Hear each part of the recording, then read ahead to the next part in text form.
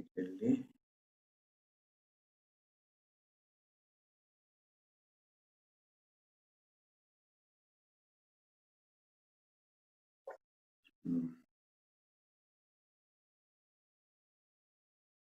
కనిపిస్తుందా? ఇప్పుడు సరిపోయింది. శుక్లాంబరధరం విష్ణుం శశివర్ణం చతుర్భుజం ప్రసన్నవదనం ధ్యాయే సర్వవిఘ్నోపశాంతయే సదాశివసమారంభాం శంకరాచార్యమధ్యమామస్మదాచార్యపర్యంతాం వందే గురుపరంపరాం నారాయణం నమస్కృత్య నరం చైవ నరోత్తమం దేవీం సరస్వతీం వ్యాసం తతో జయముదీరయేత్. మన ఈరోజు గీతా పాఠము 30వ క్లాస్. ఈరోజు 30వ క్లాసు. ఈరోజు మనం లాస్ట్ క్లాస్ చాలా ఎక్కువగా చెప్పుకున్నామేమో. మా దేహినోస్మిన్ యథా దేహే కౌమారం యవ్వనం జరా తథా దేహాంతర ప్రాప్తి 2 రోజులు చెప్పుకున్నాం దాన్ని. ఈ రోజు వచ్చేసి 14వ శ్లోకం, మాత్రా స్పర్శాస్తు కౌంతేయ. మరి ఎవరెవరు చెప్పేసేయండి. చెప్పేస్తే ఎవరు చెప్తారు? ఎవరని చెప్పండి, పర్వాలేదు. చెప్తారా? ఎవరు చెప్తారు? ఎవరు చెప్పండి. సాయి తేజస్వి కనిపిస్తున్నారు, ఏమి చెప్పేసేయండి. మాత్రా స్పర్శాస్తు కౌంతేయ.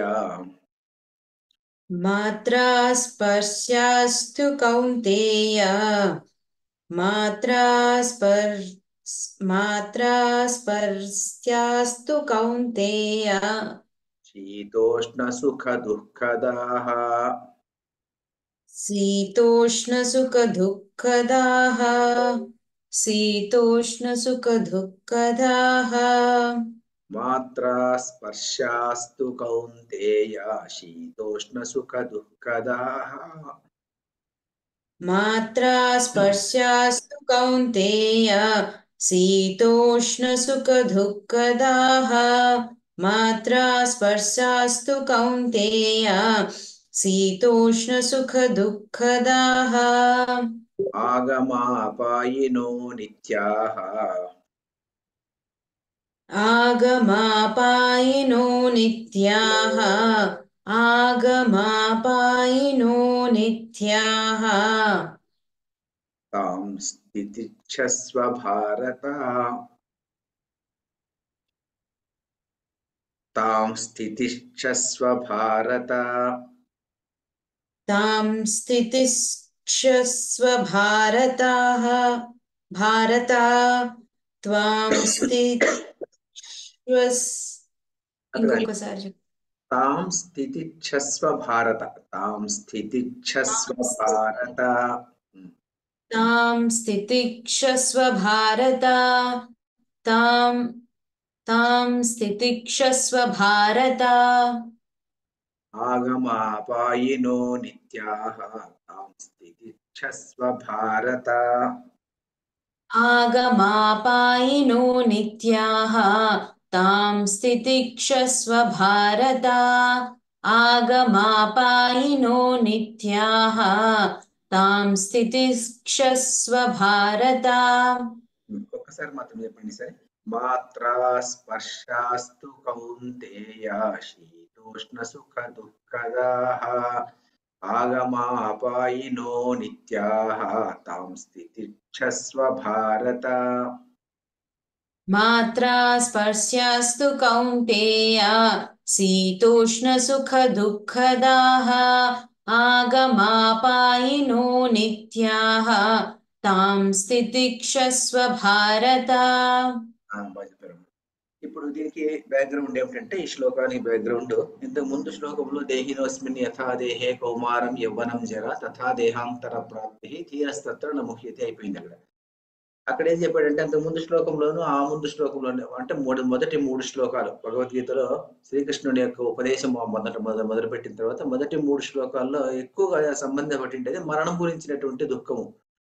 మరణం వచ్చినప్పుడు దుఃఖించే పని లేదు అని మొదటి శ్లోకంలో చెప్తే, అశోచ్యానన్వశోచస్తంలో చెప్తే, రెండవ శ్లోకంలో నువ్వు గాని నేను గాని ఇంకెవరు గాని లేకుండా ముందు జన్మలో ముందు యుగాల్లో లేరు, మళ్ళీ భవిష్యత్ యుగాల్లో ఉండకపోరు, మరి ఇప్పుడు ఉన్నారు, ఎప్పుడు నిత్యులుగా ఉంటారు కాబట్టి మరణం లేదు అని చెప్పేసి రెండో దాంట్లో కోసం నువ్వు శోకించే అవసరం లేదు అని దాంట్లో చెప్పినాడు.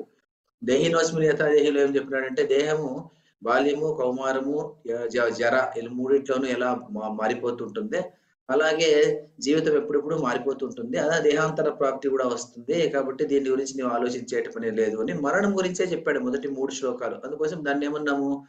శోక అనౌచిత్య ఉపనిషత్తు అని చెప్పుకున్నాం. శోక అనౌచిత్య ఉపనిషత్తు అని ఆ 3 శ్లోకాలు చెప్పుకున్నాం. కానీ శోకము ఉన్నటువంటిది మనిషికి కేవలం మరణం వచ్చినప్పుడే రాదు కదా! శోకం ఉన్నటువంటిది ఎప్పుడూ వస్తూనే ఉంటుందనమాట. ఎప్పుడు మనకి ఏదో ఒక శోకం ఉంటుంది. ప్రతిరోజు ఏదో ఒక శోకం. మనిషి అని పుట్టినటువంటి వాడికి మనిషికి రాక మానుకొస్తుందా అని మనం అనుకుంటుంటాం కదా! అందువల్ల మనిషికి అనేటువంటి వాడికి ఏదో ఒక శోకం వస్తుంది. ఎవడో డబ్బు దొంగిలించినాడు అని ఒక శోకము. లేకుంటే ఏదో పక్కింటి నైబర్ వచ్చి కూడా కొట్లాడినాడు అది ఒక శోకము. లేకుంటే ఎవడో నన్ను తిట్టాడు నాకేదో శోకము. ఇలాంటి శోకాలు వస్తుంటుందనమాట.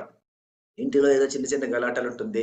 ఆ చిన్న గలాటలు ఏదో ఒక అత్త ఉంటుంది, ఒక కోడలు ఉంటుంది అనుకోండి. కోడలు నేను చెప్పినట్టే వినాలని అత్త అనుకుంటూ ఉంటుంది. అత్త నేను ఎందుకు వినాలని ఈమె అనుకుంటూ ఉంటుంది. రకరకాలుగా ఉంటుందన్నమాట. ఆ ప్రతి శోకం ఏదో ఒక శోకం చిన్న చిన్న శోకాలు ఉండే ఉంటుందన్నమాట. ఏదో ఆఫీస్‌కి వెళ్ళిన తర్వాత బాస్ తిడతాడు. ఇలాంటి శోకాలు ఉంటుందన్నమాట. మరి ఇలాంటి శోకాలకు మరి నివారణ ఏమిటి అని చెప్పేసేసి ఇక్కడ ప్రశ్న అన్నమాట. దానికి ప్రశ్నకి ఏం చెప్తున్నా అంటే శ్రీకృష్ణుడు అంటే ఈ డౌట్ అర్జునుడికి రావచ్చు అన్నటువంటి ఉద్దేశంతో ఆయనే ఊహించుకొని ఏం చెప్తున్నా అంటే, అరే నీకు మరణం గురించిన శోకాన్ని గురించి నీకు చెప్తున్నాను. మరి మరణం కాకుండా ఇంకా శోకాలు ఎన్నో శోకాలు ఉంటుంది కదా! ఆ శోకాలకు ఉపశమనం ఏమిటి? అది తగ్గించుకోవడం ఏమిటి? ఆ శోకాలకి ఏమిటి?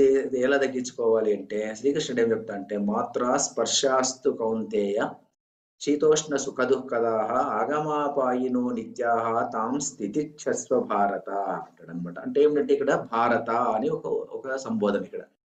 భారత అంటే ఏమిటంటే 2, 3 అర్థాలు దీనికి. ఏమిటంటే భారత అని సంబోధన చేసినాడంటే భరత వంశంలో పుట్టినటువంటి వాడా అని చెప్పేసి మొదటి అర్థం అనమాట భారత అంటే. అంటే భరత వంశంలో పుట్టినటువంటి వాడు భరతుడెవరు? భరతుడెవరు అంటే మనము మహాభారతం కథల్లో మనం చదువుకున్నాం. ఏం చదువుకున్నామంటే శకుంతల, దుష్యంతులు వీళ్ళిద్దరికీ పుట్టినటువంటి వాడు భరతుడు అనమాట. ఆ శకుంతల ఎవరు? విశ్వామిత్రుడు మేనకకు పుట్టినటువంటి వాళ్ళు. ఆమె శకుంతలను ఎప్పుడైతే అడవిలో వదిలిపెట్టేసి వాళ్ళు వెళ్ళిపోతారో ఆ శకుంతలను ఆ అమ్మాయిని ఆ చిన్న పాపను శాకుంతలంలో ఉన్నటువంటి పక్షులు పెంచి పెద్ద చేస్తాయంట. పెంచి పెద్ద చేసిన దాని నుంచి ఆ అమ్మాయికి శకుంతల అని పేరు వస్తుంది. ఆ శకుంతలను దుష్యంతుడు ఉన్నటువంటి మహారాజు చూసి ఆమెను వరించి పెళ్లి చేసుకున్న తర్వాత వాళ్ళిద్దరికీ పుట్టినటువంటి వాడు ఈ భరతుడు. వాడు భరత వంశంలో పుట్టినటువంటి వాడా అంటే అంత గొప్ప వంశంలో పుట్టినటువంటి వాడు నీవు కాబట్టేసి నీవు అలాంటి వాడు అని చెప్పడం ఒకటే అనమాట. రెండవ అర్థం ఏమిటంటే ఇది మహాభారత పరంగా భారత అన్నటువంటి అర్థం ఇదనమాట. భాగవత పరంగా తీసుకుంటే దీన్ని ఏం చెప్తారంటే మనం భరత దేశము అని ఎందుకు అంటాము అంటే భారతదేశంలో ముందు ఒకానొక కాలంలో జడభరతుడు అనేటువంటి వాడు ఉండేటువంటి వాడు. ఈ జడభరతుడి కథ చాలా ప్రసిద్ధమైనటువంటి కథ మహాభాగవతంలో వస్తుంది. ఈ జడభరతుడు అనేటువంటి వాడు 3 జన్మలు ఎత్తుతాడు భాగవతం ప్రకారం. మొదటి జన్మలో ఏమో అతనేమో మహారాజుగా ఉంటాడు. రెండవ జన్మలో ఒక లేడీగా పుడతాడు. మూడో జన్మలో మహావిద్వాంసుడు పండితుడిగా పుడతాడు. ఆ మూడో జన్మలో అతని మోక్షం అన్నది సంభవిస్తుంది అని చెప్పేసి చెప్తారు అనమాట. అప్పుడు ఆయన మోక్షం అన్నటువంటిది ఆయనకు వచ్చిన తర్వాత ఆయన ఈ గీతా సారాన్నంతాన్ని భగవద్గీత ఇప్పుడు ఎలా చెప్పామో ఈ గీతలో ఉన్నటువంటి తత్వ సారాన్నంతా అప్పుడు అతను బోధించాడంట. అంటే ఒక స్పిరిచువల్ పర్సన్ అనమాట జడభరతుడు అన్నటువంటి అతను. 3 జన్మల్లోనూ పేరు సేమ్ అదే పేరే ఉంటుంది అతనికి. ఆ జడభరతుడి పేరుతో మనకు భరత అనేటువంటి భారతదేశం ఉన్నటువంటి పేరు వచ్చింది అని కూడా చెప్పుకుంటాం. ఇక్కడ సంబోధన ఎందుకు భారత అని చేశాడంటే నీవు అలాంటి వంశంలో అంటే అలాంటి ఆధ్యాత్మికత ఉన్నటువంటి వంశంలో పుట్టినటువంటి వాడు నీవు. అలాంటి వాడు నీవు ఇలా అయిపోకూడదు, నీవు బేరపడిపోకూడదు, బెంగపడిపోకూడదు నీవు అని 2 రకాలుగా చెప్పడం భారత అన్నటువంటి సంబోధన. తర్వాత ఇదే శ్లోకంలోనే ఇంకొక సంబోధన కూడా ఉంది. మాత్రా స్పర్శాస్తు కౌంతేయ. కౌంతేయ అన్నది కూడా సంబోధనే. కౌంతేయ అంటే కుంతి యొక్క పుత్రుడా అని. ఇక్కడ మొదటి లైన్లో ఏమో కుంతి యొక్క పుత్రుడా అంటాడు. కుంతి ఎవరు అంటే కుంతి అర్జునుని యొక్క తల్లి. అర్జునుని యొక్క తల్లి మహావైరాగ్యవంతురాలు అంటే ఆమె వైరాగ్యవంతురాలు అని చెప్తారనమాట. ఎందుకు వైరాగ్యం అతనికి అంటే ఆమెకి అంటే తన కొడుకులకు అంత బాధ పెట్టినటువంటి కౌరవులు అంత బాధ పెట్టినప్పటికీ కూడాను వాళ్ళని అడవులకు పంపించి వాళ్ళని కష్టపెట్టినప్పటికీ కూడాను ఆమె మాత్రము ఆ గాంధారికి ఎంత సన్నిహితంగా ఉండేదంటే గాంధారి దగ్గరే ఉండేదంట ఆమె ఇప్పుడు కూడాను. వీళ్ళు ఇక్కడికి వెళ్ళొచ్చినప్పటికీ కూడా ఆమె మాత్రం గాంధారి దగ్గరనే, గాంధారి విదురుని దగ్గర ఉండేటువంటిది. రోజు గాంధారి దగ్గరికి వెళ్ళి వచ్చేదంట అక్క అని చెప్పేసి ఆమె అంత ప్రీతి విశ్వాసం అనమాట. తర్వాత పాండవులంతా వెళ్ళి మళ్ళీ వచ్చిన తర్వాత కూడాను యుద్ధంలో గెలుచుకొని వచ్చినటువంటి తర్వాత కూడాను ఆమె ఒక రాజమాతగా టీవీ ఎప్పుడు చూపకుండా మళ్ళీ కూడా గాంధారి దగ్గరే ఉండి గాంధారి ధృతరాష్ట్రుడు వాళ్ళంతా అడవులకు వెళ్ళిపోయినప్పుడు ఆమె కూడా వాళ్ళ జతలోనే వెళ్ళిపోయి ఆమె దేహత్యాగం చేసినటువంటి గొప్ప వైరాగ్యం ఉన్నటువంటి ఆమె. అంత వైరాగ్యం ఉన్నటువంటి ఆమె ఆ వైరాగ్యంలో ఒక పిసరంత వైరాగ్యం కూడా నీకు లేకుండా పోయింది కదా, నీకు ఆధ్యాత్మికత లేకుండా పోయింది కదా అని అతన్ని ఆ దెప్పిపొడుపు మాట అంటాం కదా, ఆ దెప్పిపొడుపు మాట మాట్లాడుతున్నాడు కృష్ణుడు అని చెప్పేసి. ఇది ఇదంతా ఎవరు రాస్తారంటే వ్యాఖ్యాతలు ఉంటారు కదా, వ్యాఖ్యాతలు భగవద్గీతకు వ్యాఖ్యాత రాసేటువంటి వాళ్ళు రకరకాలుగా కామెంటరీ చేస్తుంటారు. నేను సుమారు కామెంటరీలు అన్నిట్లోనే చదివిన తర్వాత ఈ కొన్ని కామెంటరీలు మనకు మీరు వింటున్నారు కాబట్టి మీకు కూడా చెప్పేస్తున్నానండి. కౌంతేయ అన్నటువంటి పర్పస్ఫుల్ గా ఆ మాట పిలిచాడు అని చెప్పేసి. ఈ కౌంతేయ అని పిలవడంలోనూ ఉద్దేశం అది. నువ్వు అంతటి గొప్ప స్పిరిచువల్ వంశంలో పుట్టినటువంటి వాడు, నీవు ఇప్పుడు ఇలా అయిపోతే ఎట్లా అని చెప్పడం కోసం భారత అని పిలిచాడు అని చెప్పేసి ఈ వ్యాఖ్యాతలు ఈ శ్లోకంలో రాస్తారనమాట. సో కౌంతేయ భారత, నీవేం చేయాలి నీవు అంటే తితిచ్ఛస్వ అంటాడనమాట. తితిచ్ఛస్వ అంటే నీవు, తితిచ్ఛ అంటే ఏమిటి? తితిచ్ఛ అంటే నీవు సహనం వహించవలేను, సహనం వహించవలేను. తితిచ్ఛ అంటే ఇంకా గొప్ప మీనింగ్ ఉంది, కేవలం సహనం అంటే సరిపోదు. అది ఏమైనా చెప్తాను నేను. తితిచ్ఛ అంటే ఏమైనది? తితిచ్ఛ అంటే నీవు సహనము భరించవలేను, సహనము ధరించవలేను అంటే సహనంగా ఓర్పు ఉండాలి, నీకు పేషెన్స్ ఉండాలి. ఎప్పుడు ఎప్పుడు అంటే శీతోష్ణ సుఖ దుఃఖదాహ, శీతము గాని ఉష్ణము గాని సుఖము గాని దుఃఖము గాని వీటిని దాహ ఇచ్చేటువంటి, దా అంటే ఇచ్చేది అనమాట. నారద అంటే ఏమిటి? నారద అంటే నార అంటే జ్ఞానం అనమాట. జ్ఞానముని ఇచ్చేటువంటి వాడు నారదుడు, అందువల్ల నారద అంటాం అనమాట. దా అంటే సంస్కృతంలో ఇచ్చేటువంటిది, ఇచ్చేటువంటి వాడు అలాంటి అర్థం అనమాట. శీతోష్ణ సుఖ దుఃఖ దాహ, శీతము గాని ఉష్ణము గాని సుఖము గాని దుఃఖాన్ని గాని ఇచ్చేటువంటివి ఏమవి? ఒక పరిస్థితులు కావచ్చు, ఒక ఘటనలు కావచ్చు, కొన్ని సందర్భాలు కావచ్చు, కొన్ని పరిస్థితులు కావచ్చు, ఏదైనా కావచ్చు అనమాట. ఇంట్లో చిన్న చిన్న ఏదైనా చిన్న చిన్న సుఖ దుఃఖాలు కావచ్చు, లేకుంటే శీతము ఉష్ణము ఏదన్నా ఒక పరిస్థితి కావచ్చు, ఒక సీజన్ కావచ్చు. మాన్సూన్ సీజను అదో రకమైనటువంటి సీజను ఒక రకంగా ఉంటుంది. మరి చలికాలం ఉంటుంది. చలికాలం వచ్చినప్పుడు ఏమైపోతుంది? శీతం ఎక్కువైపోతుంది. ఇప్పుడు డిసెంబర్‌లో ఉన్నట్టు, డిసెంబర్, జనవరిలో ఉన్నట్టు. మరి అదే ఎండాకాలం వచ్చిందంటే, మార్చి వచ్చిందనుకోండి, చాలా ఉష్ణమైపోతుంది. ఉష్ణమైపోయింది చేసి అబ్బా నేను తట్టుకోలేను అనుకునేది. లేకుంటే చాలా శీతం వచ్చింది, అబ్బా నేను తట్టుకోలేను, నేను వెళ్ళలేను, నేను ఎక్కడికి పోలేను అనుకునేది. ఇలాంటిది నీవు అనుకోకూడదనమాట. అందుకోసమే మనము పాండవులు యొక్క తీర్థయాత్ర పర్వం అని ఒకటి వస్తుందనమాట. పాండవుల తీర్థయాత్ర పర్వం ఎప్పుడు చేశారంటే మార్గశిర శుద్ధ పౌర్ణమి రోజు మొదలు పెట్టారంట వాళ్ళు. మార్గశిర శుద్ధ పౌర్ణమి అనేది సుమారుగా ఇప్పుడు మార్గశిర మాసం ఇప్పుడు నడుస్తుంటది. ఇప్పుడు మార్గశిరంలో మనం కృష్ణపక్షంలో ఉన్నాం ఇప్పుడు. పౌర్ణమి అంటే సుమారు ఈ రోజు నవమి అంటే 9 రోజులు. 9 రోజుల ముందు మంచి చలికాలం అనమాట. ఆ చలికాలంలో వాళ్ళు బయలుదేరుతారు. ఎందుకు బయలుదేరుతారంటే శీతం గాని, ఉష్ణం గాని, సుఖము గాని, దుఃఖము గాని ఏదొచ్చినప్పటికీ కూడాను పర్వాలేదనుకునేసి వెళ్ళాలంట. అలాంటి వాళ్ళు అలాంటి వెళ్ళాలంట. దాంట్లో తితిచ్ఛ ఉండాలి నీకు, సహనం ఉండాలి. ఎక్కువ సరైపోయింది అని బెంబేలపడేటువంటి అవసరం లేదు. అది వచ్చేటిపోయేటివి కదా అవన్నీను. సుఖము గాని, దుఃఖము గాను అలాగే ఉంటుందంట. సుఖము గాని, దుఃఖము గాని శీతోష్ణ సుఖ దుఃఖదాహ, శీతము గాని, ఉష్ణాన్ని గాని, సుఖ దుఃఖాలను ఇచ్చేటువంటివి. ఏమి ఇస్తాయి ఇవి? అలాంటి ఎటువంటి పరిస్థితుల్లో ఇవన్నీ వస్తున్నాయి అంటే మాత్రా స్పర్శాస్తు అంటాడనమాట. మాత్రా స్పర్శాస్తు కౌంతేయ. కౌంతేయాన్ని సంబోధన చెప్పుకున్నాము. మాత్రా స్పర్శాహ తర్వాత తు, మాత్రా స్పర్శాహ తు. మాత్ర అంటే సంస్కృతంలో ఇంద్రియములు అని అర్థం అనమాట. ఇంద్రియములు అంటే ఏమి ఇంద్రియములు? ఇంద్రియములు సాధారణంగా పంచ కర్మేంద్రియములు, పంచ జ్ఞానేంద్రియములు అని చెప్తారనమాట. ఇవన్నీ మనకు వేదాంతంలో వస్తుంటాయి అనమాట. జ్ఞానేంద్రియములు ఏమిటంటే ఇక్కడే రాసేసాను అనమాట నేను. జ్ఞానేంద్రియములు ఏమిటంటే ఈజీగా గుర్తుంటుందని చెప్పేసి చూసుకొని రాసుకోవచ్చు మీరు కావాల్సి అంటే. త్వక్, చక్షు, శ్రోత్ర, జిహ్వ, ఘ్రాణములు అంటారు అనమాట పంచ జ్ఞానేంద్రియములు. త్వక్ అంటే చర్మం అనమాట. చర్మముతో నుంచి ఏమైపోతుంది? చర్మము నుంచి మనము ఈ చర్మం అన్నది వచ్చేసి ఇంద్రియం అన్నమాట. శరీరంలో ఉన్నటువంటి ఒక ఇంద్రియము. ఇవన్నీ ఇంద్రియాలు అనమాట. కన్ను ఒక ఇంద్రియము. చక్షు అంటే కన్ను, శ్రోత్ర అంటే చెవి, జిహ్వ అంటే నాలుక, ఘ్రాణము అంటే ముక్కు. ఈ ఐదింటితోనే మనము మన ప్రపంచంలో ఉన్నటువంటి విషయాలను గ్రహించగలుగుతున్నాము అని చెప్పేసి. గ్రహించగలుగుతున్నాము అంటే కన్ను చూస్తుంది, కన్ను చక్షు అనేది కన్ను చూస్తుంది.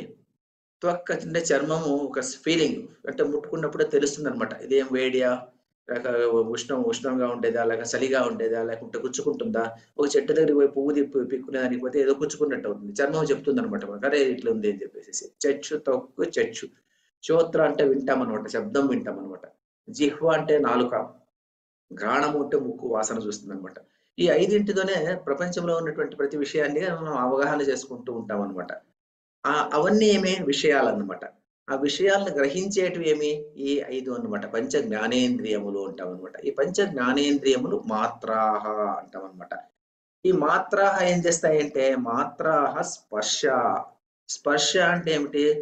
ఇది స్పర్శ అంటే మామూలుగా స్పర్శ అంటే టచ్ అని.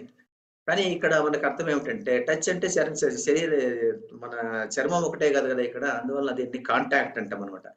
ఈ మాత్రాహ అంటే ఈ ఇంద్రియాలు ఎప్పుడైతే కాంటాక్ట్ అవుతాయో, విషయాలతో కాంటాక్ట్ అవుతాయో, విషయాలతో అంటే ఒక కన్ను చూస్తుంది, ఒక వస్తువును చూస్తుంది, ఒక తీయని పదార్థాన్ని, ఒకటి జిలేబీని చూస్తుంది కన్ను. చూసినప్పుడు ఏమైపోతుంది? అది తినాలన్నటువంటి అది మనసు చెప్తుందనమాట. అది తింటే బాగుంటుంది అని చెప్తుందనమాట దాన్ని. అప్పుడు ఏమైపోతుంది కనుక మనకు అదొక సుఖాన్ని, ఒక ఫీలింగ్ ఇస్తుందనమాట, సుఖం. అప్పుడు నాలుక మీద దాన్ని వేసుకుంటామనుకోండి. నాలుక మీద వేసుకున్నప్పుడు ఆ రుచి చూస్తుందనమాట. రుచి చూసి ఇంకా బాగుంది, ఇంకా తిందామంటుందనమాట. అదేమైపోతే మనసు చెప్తుంటుందనమాట. ఈ మనసు ఈ 5కి అధిపతి అన్నమాట. ఏది ఈ కన్నుకు కానీ, ముక్కుకు కానీ, చెవికి కానీ, నాలుకకు కానీ, వీటన్నిటికీను అధిపతి ఎవరు అంటే మనస్సు. ఈ మనసు అన్నది చెప్తూ ఉంటుందనమాట. కన్ను చూసిన తక్షణమే ఇంకా చూడు ఉంటుంది. లేకపోతే చూడొద్దు, కన్ను మూసుకో ఉంటుందనమాట. ముక్కు వాసన చూస్తుంటది. ఏదన్నా మంచి సుగంధం వస్తుంటుంది, ఇంకా సుగంధాన్ని పీల్చి ఉంటుంది. లేదంటే చెడ్డ వాసన వస్తే వద్దు ఉంటుందన్నమాట. సో ఇదన్నిటికి మనసు అన్నది ప్రధానమైనటువంటిది. ఈ మాత్ర అన్నటువంటిది ఎప్పుడైతే ఈ ప్రపంచ విషయాలతో కాంటాక్ట్ అయినప్పుడు, అంటే మాత్ర స్పర్శాహ అయినప్పుడు మాత్రము ఏమైపోతుందంటే, ఓ కౌంతేయ, అప్పుడు శీతము గాని, ఉష్ణము గాని, సుఖము గాని, దుఃఖము గాని పుడుతుంది. లేకపోతే పుట్టేటువంటి అవసరమే లేదు. మాత్ర స్పర్శ లేకుండా పోయినప్పుడు, అంటే విషయ భోగాలతో స్పర్శ లేకుండా పోతే, ఇంద్రియ విషయముల సంయోగము, ఇంద్రియముల విషయముల యొక్క ఇంద్రియ విషయములు అంటే ఒక జిలేబీ కావచ్చు, ఒక వాసన కావచ్చు, ఒక మంచి పుష్పం యొక్క వాసన కావచ్చు, లేకుంటే ఒక ఇంకేదైనా కావచ్చు అనమాట. ఆ సంయోగం అనమాట. సంయోగం అంటే ఆ రెండు కలయిక. ఈ ఇంద్రియానికి, ఆ విషయానికి ఆ సంయోగము ఉంటే దాన్ని మాత్రా స్పర్శాహ అంటామనమాట. తూ అనేది మామూలుగా అయితే అనొచ్చు, నిజంగా అనొచ్చు, ఏవైనా చెప్పొచ్చు తూ అనేదానికి. అవి ఏమో అలాగా అర్థం చెప్తూ ఉంటారు. మాత్రా స్పర్శాతు కౌంతేయ, కౌంతేయ. అప్పుడేమైపోతుందంటే, శీత ఉష్ణ సుఖ దుఃఖదాహ, ఈ మాత్ర స్పర్శ అయినప్పుడు శీతము, ఉష్ణము, సుఖము, దుఃఖము ఇవన్నీ వస్తుంటాయి. ఇవన్నీ కలిగిస్తాయి. శీతోష్ణ సుఖ దుఃఖాదులను కలిగిస్తాయి అని చెప్తున్నాడు అనమాట. అంటే కృష్ణుడు ఏం చెప్తున్నాడంటే ఇక్కడ ఒక ద్వంద్వము అన్నటువంటి ఒక తత్వాన్ని ఇక్కడ ఇంట్రడ్యూస్ చేస్తున్నాడు అనమాట. ద్వంద్వము అంటే ఏమిటంటే ఆపోజిట్స్. శీతము, ఉష్ణము, రుచి, అరుచి, తర్వాత సుఖము, దుఃఖము, ఇట్లాంటి వాటి అన్నమాట. గొప్పతనము, చిన్నతనము, ఇట్లాంటివన్నిటి నేను ఒక రెండిటిని అనమాట. రెండిటిని ఇంట్రడ్యూస్ చేస్తున్నాడు అనమాట. ఈ ద్వంద్వాలోనే ఏమని చెప్తారంటే, దీన్ని Bhagavad Gita is a psychology of opposites అంటాం, చెప్తాం అనమాట. Psychology of study of opposites. అంటే రెండు ఆపోజిట్ వస్తువుల గురించి మనం చదువుకునేటువంటి విషయాన్ని, భగవద్గీతాన్ని కొంతమంది వ్యాఖ్యాతలు చెప్తారనమాట. స్టడీ ఆఫ్ ఆపోజిట్స్ అనమాట. శీతము, ఉష్ణము, సుఖము, దుఃఖము, ఇలాంటివన్న రుచి, అరుచి, ఇలాంటివి అనమాట. ఈ శీతోష్ణ సుఖ దుఃఖాలను ఈ మాత్రాలు అనేటువంటివి స్పర్శ వలన ఇస్తుంటాయి. అంటే ఎందుకు ఇలా ఇస్తున్నాయంటే, ఈ సుఖ దుఃఖాలను మనకు అవసరం లేదు. సుఖ దుఃఖాలతో మనం దూరంగా ఉండాలంటే ఏం చేయాలి? ఈ మాత్రను స్పర్శ కాకుండా, అంటే కాంటాక్ట్ చేయకుండానే కట్ చేయగలిగితే మనకు శీతము లేదు, ఉష్ణము లేదు, సుఖము లేదు, దుఃఖము లేదనమాట. అలా చేయగలిగితే అది మంచిది అని చెప్తారనమాట. అంటే ఎలా? ఇప్పుడు మనము ఏదన్నా మొబైల్ ఫోన్ తీసుకుంటాం అనుకోండి. మొబైల్ ఫోన్ తీసుకుంటానే ఏదైనా ఇట్లా తీసుకొని టచ్ చేయంగానే ఏదో ఒకటి మంచి విషయాలు రావచ్చు, చెడు విషయాలు రావచ్చు, అలా వస్తుంటుంది. లేదంటే సినిమా ఏదన్నా రావచ్చు, ఇంకేదో సినిమా ట్రైలర్ రావచ్చు, ఏదో ఒకటి రావచ్చు అనుకోండి. అది వచ్చిన తర్వాత ఏం చేస్తాము? దానికోసం మనం చూస్తూ పోతాం అనమాట. అలాగే మనము వృథా చేసుకుంటూ పోతుంటాము. దాని బదులు మనం ఆ పరిస్థితినే రాకోకుండా, దీన్ని చూడకుండా పక్కన పెట్టేసామనుకోండి, విషయము ఇది విషయము, ఈ విషయాన్ని చూడకుండా పక్కన పెట్టేసి కన్నుకు దీనికి సంపర్కం లేకుండా చేసామనుకోండి, అప్పుడు ఏమైపోతుంది, మన కన్ను మన దగ్గరే ఉంటుంది, ఆ విషయం అక్కడే ఉంటుంది. మనకు స్పర్శ అన్నదే లేదు. స్పర్శ లేనప్పుడు శీతము లేదు, ఉష్ణము లేదు, సుఖము లేదు, దుఃఖము లేదనమాట కదా. మరి అందుకోసం ఏం చెప్తారంటే, ఒకడు ఉంటాడంట, పరుపు మీద పండుకుంటా అంట, మంచి పరుపు, హంసతూలిక పరుపు మీద పండుకుంటా అంట. పడుకున్న వాడికి కింద పడిపోతాడేమో అని భయం ఉంటుంది కానీ, నేల మీద పడుకున్నటువంటి వాడికి పడిపోతాననేటువంటి భయమే లేదు కదా. నేల మీద హ్యాపీగా పడుకుంటాడు, హాయిగా పడుకుంటాడు అనమాట.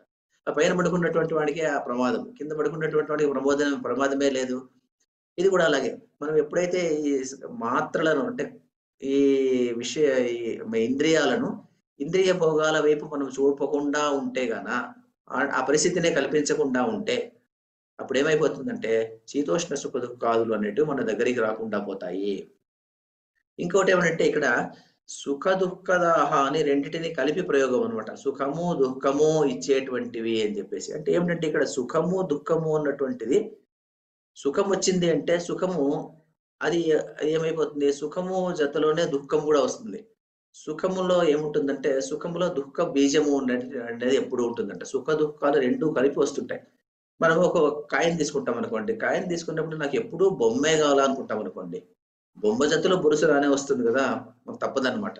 అలాగే సుఖము కోసం మనం ఎప్పుడు అన్వేషణ చేస్తామో, అన్వేషణ చేసినప్పుడు ఆ సుఖము చాటులో దుఃఖం కూడా దాగి ఉంటుంది అని చెప్తారనమాట. సుఖంలో దుఃఖం ఎలా దాగి ఉంటుంది, మనం ఒక పార్టీకి వెళ్తాం అనుకోండి, పార్టీకి వెళ్ళినప్పుడు ఏదో ఒక రాత్రి ఒక పార్టీకి వెళ్తాం. పార్టీకి వెళ్ళినప్పుడు ఆ రోజు ఏదో ఒక పెళ్లి అయిపోయి ఉంటుంది, అక్కడంతా గ్రాండ్ గా భోజనం చేస్తాం, ఇంటికి వస్తాం అనుకోండి, అది సుఖం కనిపిస్తుంది.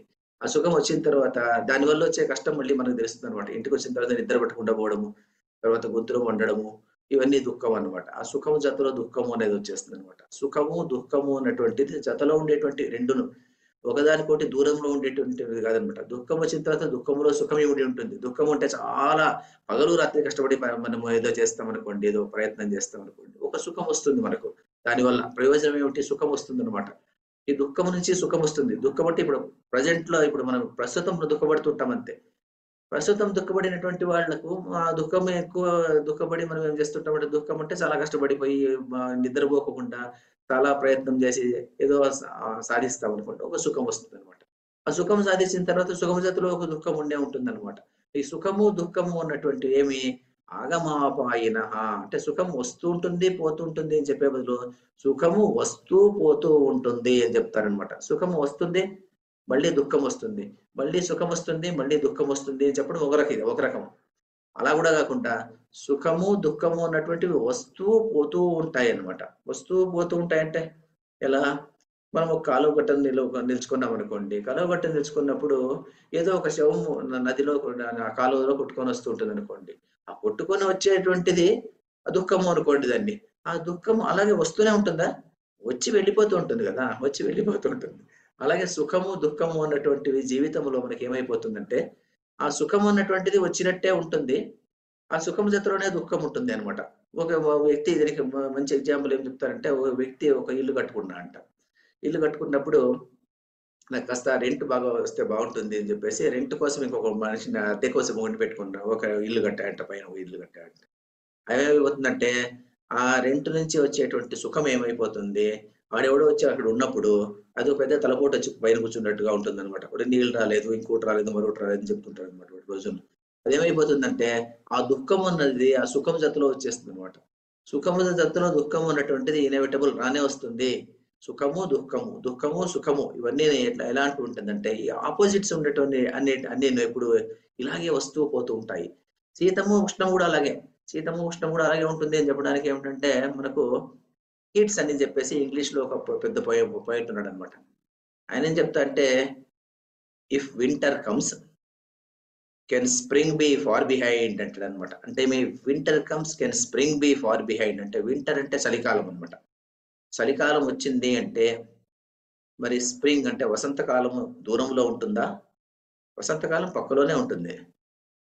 ఇది అయిపోయిన తర్వాత అదే కదా వచ్చేది, మనకు కూడా అంతే కదా. ఇప్పుడు డిసెంబర్ జనవరి ఇది అయిపోయింది, జనవరిలో ఏమొస్తుంది మనకు, వసంతకాలం మొదలైపోతుంది అనమాట. చైత్రవాసం పుట్టిపోతుంది, సంక్రాంతి స్టార్ట్ అయిపోతుంది, అప్పుడు మళ్ళీ మామూలు అయిపోతుంది అనమాట. జీవితము సాగిపోతూ ఉంటుంది అనమాట. ఈ సుఖము దుఃఖము అన్నటువంటి అలాగే ఉంటుందంట. If winter comes can spring be far behind అన్నటువంటి చాలా గొప్ప కొటేషన్ ఇంగ్లీష్ లో లిటరేచర్ లో. అందువల్ల దాన్ని ఎప్పుడు చెప్తుంటారనమాట. సాధారణంగా ఇంగ్లీష్ లో మాట్లాడుకునేటువంటి సాధారణంగా మన తెలుగు ఇవన్నీ రానిటువంటి వాళ్ళు if winter comes can spring be far behind అంటే ఏమిటంటే ఒక దుఃఖం వచ్చినప్పుడు సుఖము దూరంలో ఉంటుందా, సుఖం కూడా దగ్గరలోనే ఉంటుందంట దానికి. దుఃఖం వచ్చినప్పుడు మనం చాలా బాధపడిపోకూడదు అనమాట. అందుకోసం సుఖం వచ్చినప్పుడు కానీ దుఃఖం వచ్చినప్పుడు కానీ అవి ఎందుకంటే మాత్రాస్పర్శాస్తు, మాత్రాలు ఇంద్రియములు ఇంద్రియ విషయముల సంయోగంతో పుట్టినటువంటివి అవి. కాబట్టి వీలైనంత వరకు ఆ ఇంద్రియములను ఇంద్రియ విషయముల జోలికి పోనించవద్దు. ఎలా అంటే ఒక వ్యక్తి ఇంకొక ఎవరినో ఒక అమ్మాయిని కానీ ఒక అమ్మాయి అబ్బాయిని కానీ ఏదో చాలా గాఢంగా ప్రేమించుంటారు అనుకోండి. ఆ ఎదుటి వ్యక్తికి ఆ ప్రేమ లేదనుకోండి, వాడు ఏదో క్యాజువల్ గా ఉంటారనుకోండి ఆపోజిట్ వ్యక్తి.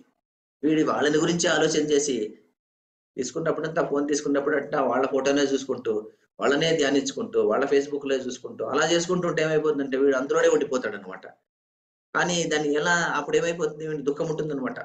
ఎవరో ఒక అమ్మాయిని ప్రేమించాడు అనుకోండి, చేసిన తర్వాత ఏమైపోయింది, అదే ఆమెనే ఆలోచన చేసుకుంటూ ఆమె లేకపోతే నేను మరణిస్తానని చెప్పేసి, లేకుంటే ఒక రాజకీయ నాయకుడు దీంట్లో ఎలక్షన్స్ లో ఓడిపోతే నేను ఆత్మహత్య చేసుకుంటాను అనుకోవడము, ఏదో ఒక సినిమా యాక్టర్ చనిపోతే నేను ఆత్మహత్య చేసుకుంటున్నాను అనుకోవడము. అది ఎలాంటిదంటే వాడితో అంత అవినాభావ సంబంధం పెంచుకునేస్తుంటారనమాట. పెంచుకునేసి ఏం చేస్తారంటే వీళ్ళు చివరికి అందులోనే లీనమైపోతారనమాట. అందులో లీనమైపోకుండా మాత్ర స్పర్శ అక్కడే కట్ చేసేస్తే ఏమైపోతుంది, ఆ విషయాన్ని గురించి ఎక్కువ వాళ్ళని గురించి ఎక్కువ ఆలోచన చేసేది విడిచిపెట్టేయడం అనమాట. విడిచిపెట్టేసేటువంటి కెపాసిటీ మనకు రావాలి. అలా వచ్చినప్పుడు ఏమైపోతుందంటే మాత్రను స్పర్శతోనే కాకుండా మనం ఎప్పుడైతే నిరోధించగలుగుతామో అప్పుడు మన శోకము తగ్గిపోతుంది. శీతోష్ణ సుఖ దుఃఖదాహ ఇవన్నీ ఉండకుండా పోతాయి. మరి అవేమి ఎలాంటిదంటే ఆగమాపాయిన, ఆగమ అపాయిన. ఆగమ అంటే ఏమిటంటే వస్తుంటాయి, అపాయిన అంటే పోతుంటాయి. సుఖ దుఃఖాలు శీతోష్ణములో ఉన్నటువంటి వస్తుంటాయి, పోతుంటాయి. ఆగమాపాయిన ఆగమాపాయిన అనిత్య, ఆగమ అపాయిన. ఆగమ అంటే వచ్చేది, అపాయిన అంటే పోయేది అనమాట. ఆగమాపాయిన తర్వాత అనిత్య, అవి పర్మనెంట్ కాదనమాట. నిత్యం అంటే ఎప్పుడు ఉండేటువంటివి కాదనమాట. నిత్యములు కావు, ఎప్పుడు పర్మనెంట్ కాదనమాట. వస్తుంటాయి పోతుంటాయి అంతే, అవి వస్తూ పోతూ ఉంటాయి. కాబట్టి అలాంటి విషయాల్లో అంటే ఈరోజు ఏదో సుఖం వచ్చింది, సరే ఈరోజు సుఖం వచ్చింది, ఏదో చాలా సంతోషపడిపోయేసి ఈ సుఖం అలాగే ఉంటుందా, ఉండదు. కొన్ని రోజుల తర్వాత సుఖం వెళ్ళిపోతుంది అనమాట. ప్రతి మనిషికి అందుకోసమే కదా మరి ఎప్పుడు సుఖంలో ఉండేటువంటి వాడు ఎవడూ లేడనమాట. ఏదో ఒక దుఃఖం ఉంటుంది వాడికి. ఏదో ఒక దుఃఖం అంటే వాడికి డబ్బు విషయంలో దుఃఖం లేకపోవచ్చు, వాడు చాలా సంపాదించి ఉండొచ్చు. కానీ ఆ డబ్బును ప్రిజర్వ్ చేసే దాంట్లో దుఃఖం ఉండొచ్చు. లేకుంటే ఆ డబ్బుని ఇంకెవడైనా కొట్టేస్తాడేమో అనే దుఃఖం ఉండొచ్చు. లేకుంటే ఈ రోజు స్టాక్ మార్కెట్ పెరిగింది, రేపు పొద్దున స్టాక్ మార్కెట్ పడిపోతుంది, దుఃఖం రావచ్చు. ఎలా ఉంటుందో చెప్పలేము అనమాట. కాబట్టి ఈ సుఖము దుఃఖము అన్నటువంటిది వస్తుంటుంది, పోతూ ఉంటుంది, అనిత్యములు ఇవి. కాబట్టి అందుకోసం అందువల్ల ఈ విషయంలో వాటిని గురించి ఆ శీతోష్ణ సుఖ దుఃఖాల గురించి తితిచ్ఛస్వ, ప్లస్ తితిచ్ఛస్వ, స్థితిచ్ఛస్వ, తితిచ్ఛస్వ భారత. తితిచ్ఛ కలిగి ఉండుము. తితిచ్ఛ కలిగి ఉండుము అంటే నువ్వు సహనముగా ఉండుము అంటే యు బీ పేషెంట్ గా ఉండుము. పేషెంట్ అంటే ఏమిటంటే ఓర్పు కలిగి ఉండుము. ఈరోజు సుఖం వచ్చింది, సుఖము కోసం ఎక్కువగా పాకులాడవద్దు. దుఃఖం వచ్చినప్పుడు ఎందుకు వచ్చింది అని ఎక్కువ బాధపడవద్దు. తర్వాత సుఖము కోసం ఎక్కువగా నీవు వెళ్ళి సుఖమే ఎప్పుడు ఉండాలి అని ఎప్పుడు అనుకోవద్దు. దుఃఖం ఎప్పుడు ఉండనేకూడదు అని నువ్వు అనుకోవద్దు. దుఃఖం వచ్చినప్పుడు మరి సుఖము కోసం నువ్వు ప్రాకులాడకుండా ఉండద్దు. కాబట్టి నీవు నిర్లిప్తంగా ఉంటే సుఖము పాటి సుఖం వస్తూ ఉంటుంది, పోతుంటుంది. దుఃఖం పాటి దుఃఖం వస్తుంటుంది, దాని పాటికి అది పోతుంటుంది. నీవెవరు అంటే నీవు దేహము కానే కదా అని ముందు శ్లోకాలు చెప్పాడు కదా. నువ్వు ఆత్మస్వరూపమైనటువంటి వాడికి ఈ బయట ప్రపంచంలో వచ్చేటువంటి సుఖ దుఃఖాలు కానీ శీతోష్ణాలు కానీ నీవు సహించుకుంటూ పోనాయనా అని చెప్పడం తితిచ్ఛ అంటారనమాట. తితిచ్ఛస్వ భారత. మరి తితిచ్ఛ అంటే ఏమిటి అంటే దీనికి శంకరాచార్యుడు ఒక మంచి డెఫినేషన్ ఇస్తాడు అనమాట. తితిచ్ఛ అంటే రాసిన చూడండి, సహనం సర్వదుఃఖానాం అప్రతీకార పూర్వకం చింతా విలాపరహితం సా తితిచ్ఛా నిగద్యతే అంటాడనమాట. సహనం సర్వదుఃఖానాం, ఏ దుఃఖం వచ్చినప్పటికీ కూడాను, ఎంతటి దుఃఖం వచ్చినప్పటికీ కూడా సహనం, ఓర్పు ఉండాలంట. ఓర్పు ఉండాలి అంటే మనము ఆ ఓర్పు పెట్టుకోవాలన్నమాట. మరి మనము ఇంటి విషయాలు తీసుకుందాం అనుకోండి. ఇంటి విషయంలో మనము ఏదో ఉంటుంది అనుకోండి, పెద్దవాళ్ళు ఒక రకంగా ఏదో వంట చేస్తుంటారు అనుకోండి, చిన్నవాళ్ళు ఇంకో రకంగా ఏదో చేస్తారు అనుకోండి. నేను చెప్పినట్టే ఆ వంట కాలేదు అని చెప్పేసి దాన్ని మానిటర్ చేస్తూ ఉండేటువంటి అవసరం లేదనమాట. వాళ్ళ పద్ధతిలో వాళ్ళు చేసుకుంటారనమాట. అప్పుడు మనం దుఃఖపడుకుంటూ ఉండకూడదనమాట. అది ఏమి అది ఆ పని చేసిన దాని నుంచి వాళ్ళేం పడగొట్టేస్తారో, ఏం పోగొడతారో అన్నటువంటి బాధ నీవు పడేటువంటి అవసరం లేదంట. అలాంటి చిన్న చిన్న దుఃఖాలన్నిటికి నువ్వేం చేయాలంటే, అలాంటప్పుడు తితిక్ష ఓర్పుగా ఉండు. ఏదన్నా వస్తుందంటే అదలా జరుగుతుంది. మరి నేనేం చేయగలను అని చెప్పేసేసి నువ్వేం చేయాలంటే తితిక్ష ఓపికగా ఉండాలి. మనం వెళ్తుంటాము. వెళ్ళేటప్పుడు క్యూలో వెళ్తుంటాము. ఎవడో మనం దాటుకొని వెళ్ళిపోతుంటాడు. వెళ్ళిపోయేటప్పుడు మనం ఏం చేయాలి అప్పుడు వాడితో అలా వెళ్ళకూడదని చెప్తాం అంతే గాని, వాడు అలాగే మనతో తిడుతుంటాడనుకోండి. ఎదుటి వ్యక్తిని తిట్టేసి వెళ్ళిపోతుంటాడనుకోండి. అలాంటప్పుడు నేను వాడితో తిడితే ఏమైపోతుంది? సుఖం లేదనమాట. వాడు ఎలాగో రౌడీ అన్నమాట. రౌడీ వాడు అలాగే వెళ్ళిపోతుంటాడు. అలాంటప్పుడు నువ్వేం చేయాల? తితిక్ష ఓర్పుగా ఉండు అని చెప్తున్నాడనమాట శ్రీకృష్ణుడు. సర్వదుఃఖానాం సహనం, సహనం సర్వదుఃఖానాం అప్రతీకార పూర్వకం. వాడి మీద ప్రతీకారం తీర్చుకోవడానికి కూడా నీవు ప్రయత్నం చేయొద్దు. అంటే ఎలా మరి? సాధారణంగా మనం బయటకి వెళ్తాము. ఒక వ్యక్తి వచ్చి మనతో కొట్టడానికొస్తాడు. లేకపోతే తిట్టడానికొస్తాడు. అనవసరంగా తిట్టడానికొస్తాడు. అప్పుడు అప్పుడు కూడా ఇలా ఉండాలంటారా? తితిక్ష ఉండాలంటారా? అంటే అప్పుడేం చెప్తారంటే, ఇక్కడ భగవద్గీత అన్నది మనసుకు సంబంధించినటువంటి విషయాన్ని గురించి చెప్తున్నామే గానీ, వీధిలో స్ట్రీట్ ఫైటింగ్ గురించి చెప్పడం లేదు ఇక్కడ. అలాంటి సందర్భంలో మనము ప్రతిఘటించాల్సిందే. ఆ ప్రతిఘటన కూడా ఎలాగ ఉండాలంటే, అప్రతీకార పూర్వకం. ప్రతీకారం తీర్చుకునేటట్టుగా ఉండకూడదు. ఎలా? అంటే దీనికో చిన్న కథ చెప్తాను నేను చూడండి. రామకృష్ణ పరమహంసకు ఇదే ప్రశ్న ఎవరో అడిగారంట. మరి ఎదుటి వ్యక్తి బాధ పెట్టినప్పుడు నీవు వాళ్ళను ఎలా నిరోధించగలుగుతావు అంటే ఆయన ఒక చిన్న కథ చెప్పాడంట. చిన్న కథ ఏమిటంటే ఒక పాము ఉంటుందంట. ఆ పాము ఎలాంటి పాము అంటే చాలా విషపూరితమైనటువంటి పాము. ఎవరు దొరికితే వాళ్ళందరిని కనిపించిన వాళ్ళందరిని చంపేసేదంట అది. కాటు వేసి చంపేసేదంట. అది ఒక అడవిలో ఉండేదంట. ఆ అడవిలో ఆ ఒక గ్రామం నుంచి ఇంకో గ్రామానికి వెళ్ళేటువంటి వాళ్ళు ఆ అడవిలోనే వెళ్ళాలంట. వేరే ఇదే లేదన్నమాట వాళ్ళకు. అడవిలోకి వెళ్ళినప్పుడంతా ఆ పాము అదే పనిగా వచ్చి వాళ్ళని కాటేసేదానికి వచ్చేదంట. అంటూ చాలా మంది భయపడిపోయేటువంటి వాళ్ళంట. ఒకనాడు ఒక సాధువు ఆ దావింటికి వెళ్తున్నాడంట. ఆ ఊరి వాళ్ళంతా వచ్చి చెప్పారంట, "అయ్యా సాధువు నువ్వు వెళ్ళొద్దు. అది పాము కాటేస్తుంది" అన్నారంట. ఆయన సరే మీకందరికీ ఇబ్బంది పెడుతుంది కదా! దాని పని నేను చూస్తానని చెప్పేసి ఆయన వెళ్ళాడంట. ఆ పాము కాటేసిందంట. మరి ఆ సాధువు చాలా గొప్ప వ్యక్తి. అతనికేం కాలేదంట అతనికి. ఎందుకంటే అతనికి అంత ఆ స్థితికొచ్చినటువంటి వాడతను. ఏం కాలేదు. అప్పుడు ఆ పాము అడిగిందంట, "అరే నేను కరిస్తే చనిపోకుండా ఉండేటువంటి వాళ్ళే లేరు. నీవు ఇలా ఉన్నావు. నీవెంతో గొప్ప వ్యక్తిగా ఉన్నట్టున్నావు" అని చెప్పేసి నమస్కారం చేస్తదంట. అప్పుడు ఆయన చెప్తాడంట, "నువ్వు చాలా తప్పు పని చేస్తున్నావు. నీకు చాలా పాపం వస్తుంది. నువ్వు ఇలా చేయొద్దు.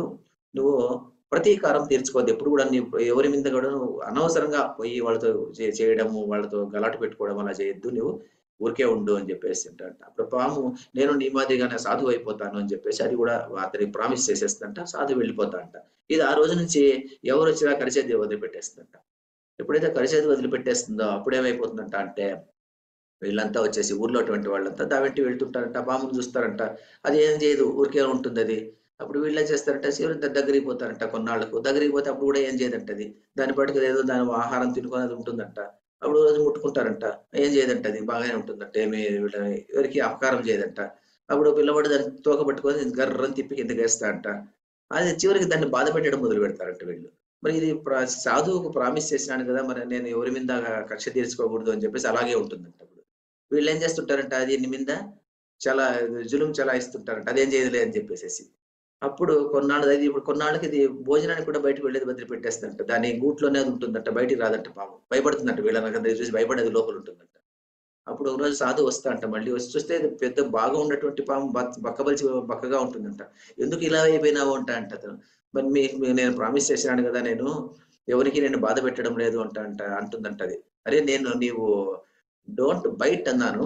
కానీ డోంట్ హిస్ అని నేను చెప్పలే గదా! నీవెప్పుడు హిస్ అంటే కస్ అంటూ ఉండడం అన్నమాట. కస్ అని భయపెట్టాలన్నమాట. భయపెడుతూ ఉండు. కానీ ప్రతీకారం చేయొద్దంతే. నేను కస్సుమని వాళ్ళ మీద బుసగొట్టమని నేను బుసగొట్టాలి నువ్వు. కానీ కాటు వేయకూడదంతే. నేను కాటు వేయొద్దని నీకు చెప్పినాను గానీ బుసగొట్టకూడదని నేను నీకు చెప్పలేదు గదా! అన్నట్ట. సో ఇక్కడ కూడా అదే అప్లై అవుతుందన్నమాట. అప్రతీకార పూర్వకం అంటే ఏమిటంటే ప్రతీకారం తీర్చుకునే దాని కోసం పగబట్టి వాళ్ళ మీద నువ్వు సాధించడం ప్రయత్నించొద్దు. వీలైనంత వరకు నువ్వు ఎలా ఉండాలంటే సర్వదుఃఖానాం ఎన్ని సుఖములొచ్చినప్పుడు కూడా సహనం వహించు. ప్రతీకారం చేసి దాన్ని పనికి పోవద్దు. కానీ డ్రా యువర్ బౌండరీస్. నీ బౌండరీస్ నువ్వు డ్రా చేసుకునేసి ఎవడైనా నీ మీదకి అదే పనిగా వచ్చినప్పుడు వాళ్ళను బెదరగొట్టు అంతేగాని వాళ్ళను కొట్టవద్దు. కొట్టేటువంటి ప్రయత్నం చేయొద్దు. చింత విలాపరహితం. చింత వద్దు, విలాపము రహితం. చింత ఉండకూడదు, విలాపం ఉండకూడదు. 2 ఉండకూడదు. చింత అంటే ఏమిటంటే మనసులో క్షోభ. ఎప్పుడూ బాధపడుతూ ఉండడం అనమాట. నాకు అదేమో అయిపోతుంది, ఇదేమైపోతుంది అని బాధపడ్డం అనమాట. విలాపం అంటే శోకించడం, గట్టిగా ఏడ్చడం అనమాట. చింతా విలాపరహితం సా తితిక్షా నిగద్యతే. అది తితిక్ష అని అంటారంట. అలాంటి తితిక్షను నీవు ప్రాక్టీస్ చేయి అర్జున అని చెప్పేసి కృష్ణుడు చెప్తున్నాడనమాట. అంటే మరణం సంభవించినప్పుడేమో నువ్వు దుఃఖపడొద్దు.